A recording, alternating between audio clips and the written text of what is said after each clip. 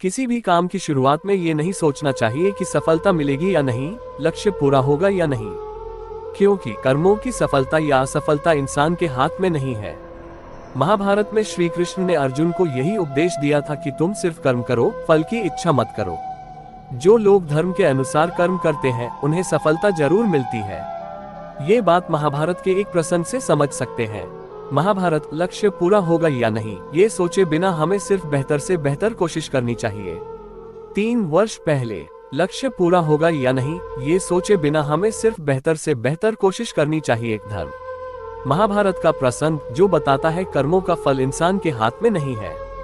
किसी भी काम की शुरुआत में ये नहीं सोचना चाहिए कि सफलता मिलेगी या नहीं, लक्ष्य पूरा होगा या नहीं, क्योंकि कर्मों की सफलता या असफलता इंसान के हाथ में नहीं है। महाभारत में श्री कृष्ण ने अर्जुन को यही उपदेश दिया था कि तुम सिर्फ कर्म करो, फल की इच्छा मत करो। जो लोग धर्म के अनुसार कर्म करते हैं उन्हें सफलता जरूर मिलती है। ये बात महाभारत के एक प्रसंग से समझ सकते हैं। श्री कृष्ण ने अर्जुन को समझाया, तुम सिर्फ बेहतर कोशिश करो। दुर्योधन सभी पांडवों को मार देना चाहता था, इसीलिए उसने लाक्षागृह में पांडवों को मारने की योजना बनाई।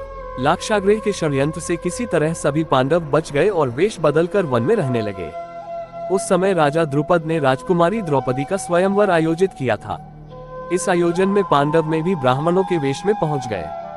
स्वयंवर में श्री कृष्ण भी मौजूद थे और वे ब्राह्मण रूप में सभी पांडवों को पहचान गए। स्वयंवर में शर्त रखी गई थी कि योद्धा को भूमि पर रखे पानी में देखकर छत पर घूम रही मछली की आंख पर निशाना लगाना है। जो योद्धा इस शर्त को पूरी कर देता उससे द्रौपदी का विवाह होना था।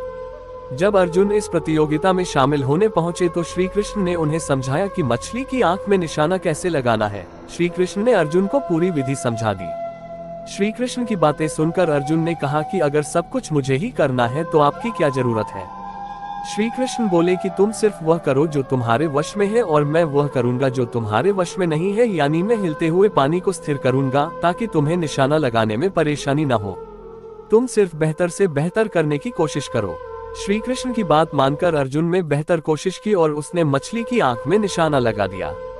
इस प्रसंग की सीख यह है कि हमें अच्छी से अच्छी कोशिश करनी चाहिए। कर्म करते समय फल की इच्छा नहीं करनी चाहिए। अगर फल हमारे पक्ष में नहीं आता है तो निराशा का सामना करना पड़ता है। अपना काम पूरी ईमानदारी से करेंगे तो सफलता जरूर मिलती है।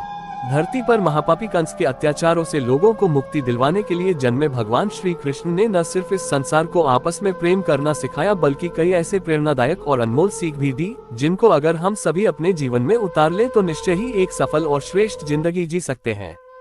इसके साथ ही श्री कृष्ण ने हिंदू धर्म के पवित्र ग्रंथ श्रीमद् भगवद गीता के माध्यम से मनुष्य के जन्म मरण के चक्र की खूबसूरत व्याख्या की है और मनुष्य को इस संसार रूपी मोह से निकालकर मोक्ष प्राप्ति का सूत्र बताया है।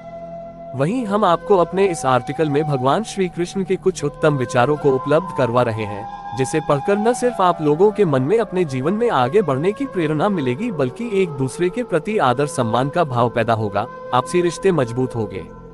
इसके साथ ही जीवन जीने की सही कला के बारे में ज्ञात हो सकेगा। वहीं आप श्री कृष्णा के इन सर्वश्रेष्ठ विचारों को व्हाट्सएप, फेसबुक, ट्विटर, इंस्टाग्राम समेत अन्य सोशल मीडिया साइट्स पर भी शेयर कर सकते हैं और अपने दोस्तों, परिजनों एवं करीबियों से श्री कृष्ण के इन विचारों पर अमल करने